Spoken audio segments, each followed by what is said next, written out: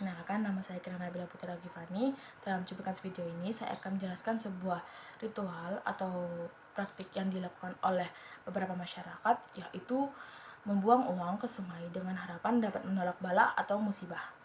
Praktik seperti ini atau tradisi seperti ini dilakukan secara turun-temurun atau generasi ke generasi, bahkan bisa dianggap sebagai budaya lokal atau ritual adat. Tak jarang tradisi seperti ini dilakukan dengan dibarengi oleh doa-doa atau ritual adat tertentu yang dianggap bisa membawa keselamatan, rezeki, bahkan ketenangan bagi pelakunya.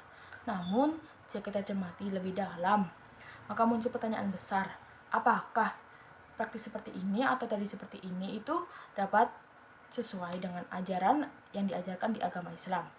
Oleh karena itu, simak video selanjutnya ya. Islam adalah agama yang mengajarkan tauhid, yaitu meyakini bahwa hanya Allah Subhanahu wa taala satu-satunya tempat bergantung, tempat meminta, dan satu-satunya yang memiliki kuasa untuk mendatangkan manfaat maupun menolak mudarat.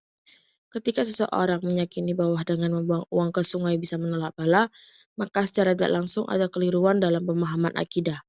Islam sangat menekankan bahwa segala sesuatu, termasuk musibah dan keselamatan, datangnya hanya dari Allah.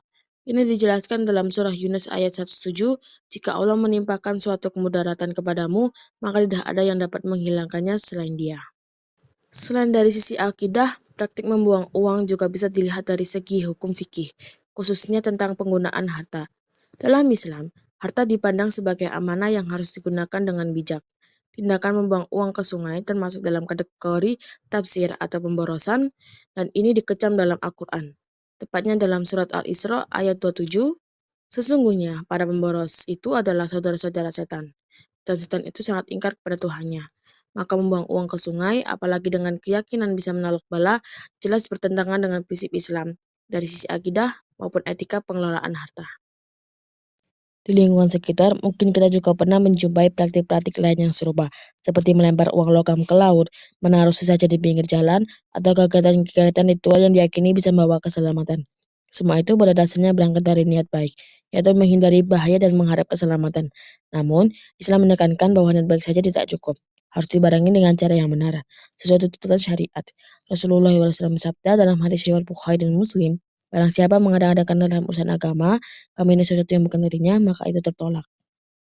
Solusi dari fenomena ini bukanlah dengan menyalahkan atau mencela para pelaku, karena bisa jadi mereka hanya mengikuti apa yang mereka tahu tanpa memahami bahwa itu bertentangan dengan ajaran Islam.